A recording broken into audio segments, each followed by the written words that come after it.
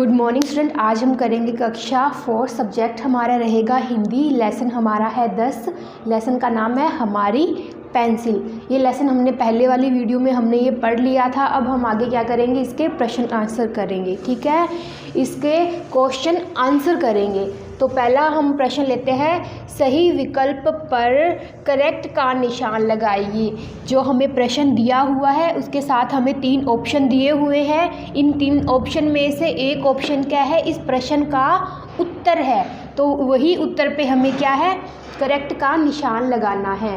पहला प्रश्न है, तनीषा कौन सी कक्षा में पढ़ती है। तो अगर लेसन अच्छे से रीड किया है तो पता होगा, क्योंकि लेसन के शुरुआत में ही, पाठ की शुरुआत में ही बताया गया है कि तनीषा क्या है, कक्षा 4 में पढ़ती है। तो ऑप्शन में तो 5 भी है, 7 भी है, लेकिन हमारा आंसर क्या है, 4। तो इसका आंसर हो जाएगा तनीषा जो क्या है, कक्षा 4 में पढ़ती है। अब हम दूसरा प्रश्न लेंगे, तनीषा की पेंसिल किस रंग की थी।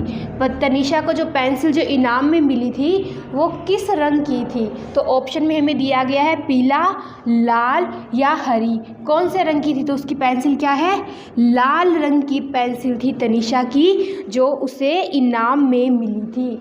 नंबर 3, पेंसिल की छड़ किससे बनी होती है। तो इसमें हमें ऑप्शन दिया हुआ है, मार्बल से बनी होती है, लिग्नाइट से या ग्रेफाइट से बनी होती है। जो पेंसिल की जो छड़ है वो किस चीज़ से बनी हुई थी, तो उसमें हम ऑप्शन लेंगे 3, वो थी ग्रेफाइट से बनी हुई थी पेंसिल की छड़।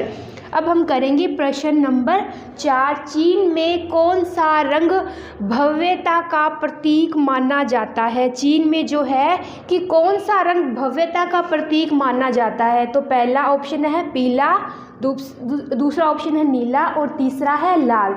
तो इसमें से जो भी आंसर है हमें वहाँ करेक्ट का चिन्ह लगाना है। तो वहाँ क्या है, पेंसिल पीले रंग का, पीला जो रंग है वो भव्यता का प्रतीक माना जाता है। अधिकतर पेंसिलें भी कौन से रंग की थी, पीले रंग की थी।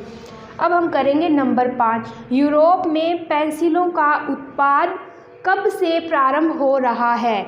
तो यूरोप में वो कहते हैं कि पेंसिल का उत्पाद कब से प्रारंभ हो रहा है। ऑप्शन में हमें 3 दिए हुए हैं। पहला ऑप्शन है 1910 से, दूसरा ऑप्शन 1622 से और तीसरा ऑप्शन है 1933 से। तो इसमें हमें सही आंसर लेना है, तो वो आ जाएगा हमारा 1622। एक बार फिर से रिपीट कर लेते हैं। पहला प्रश्न था, तनीषा कौन सी कक्षा में पढ़ती है।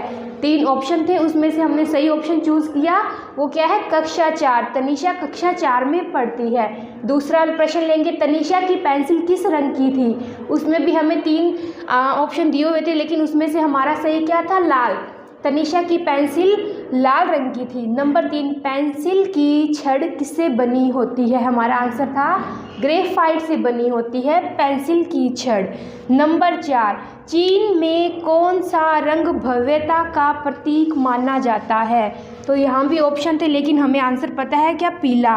तो चीन में पीला रंग जो है भव्यता का प्रतीक माना जाता है। नंबर 5, यूरोप में पेंसिलों का उत्पाद 1622। ठीक है, आंसर हमारा आ जाएगा 1622। यूरोप में पेंसिलों का उत्पाद कब से हो रहा है, तो 1622 से हो रहा है यूरोप में पेंसिलों का उत्पाद।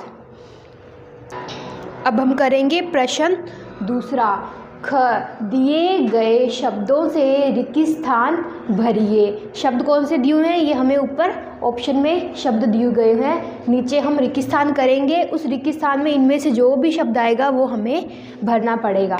तो हम लेते हैं नंबर 1 प्रश्न, देखते हैं, अधिकतर पेंसिलें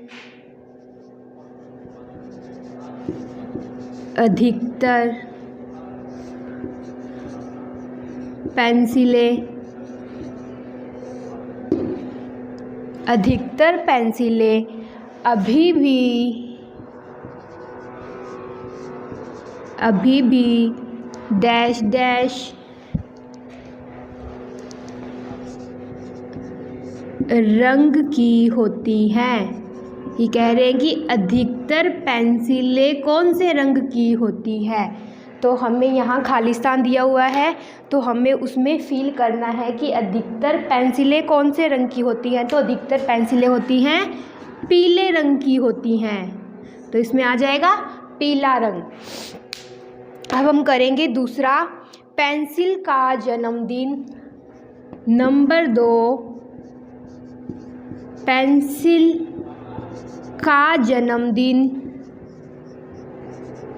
डैश डैश को मनाया जाता है। मनाया जाता है। ऊपर हमें ऑप्शन दिए हुए हैं, इसमें से हम देख लेंगे। तारीख एक ही दी हुई है, दिन तारीख लिखनी पड़ेगी। तो कब है? 19 नवंबर को क्या है? पेंसिल का जन्मदिन बनाया जाता है। तो इस खाली स्थान में आ जाएगा 19 नवंबर। अब हम करेंगे नंबर 3, एक पेंसिल से डैश डैश खाली स्थान लंबी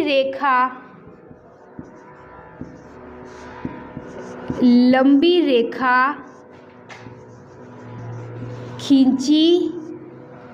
एक पेंसिल से अधिकतर लंबी रेखा खींची जा सकती है कि एक पेंसिल से अधिकतर कितनी लंबी रेखा खींची जा सकती है। तो हमें ऑप्शन में दिया हुआ है, ये रहा 35 मील लंबाई का पूछा है। कितनी लंबी? 35 मील लंबी रेखा खींची जा सकती है। नंबर 4 करेंगे, कई डैश डैश देशों में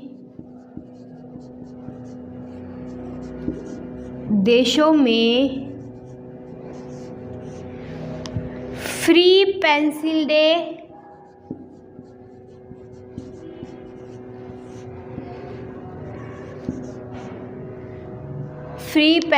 डे कहा जाता है। क्या है प्रश्न? फिर से पढ़ लेते हैं। कई डैश डैश देशों में फ्री पेंसिल डे कहा जाता है। तो कौन से देशों में कहा जाता है फ्री पेंसिल डे? तो यहाँ से हम ऑप्शन ले लेंगे यूरोपीय।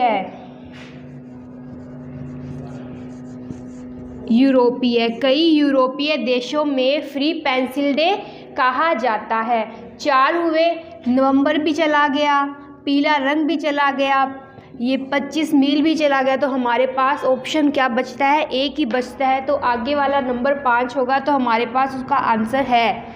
ठीक है। माँ मेरे सपने में, तनीषा अपनी माँ से बोलती है, माँ मेरे सपने में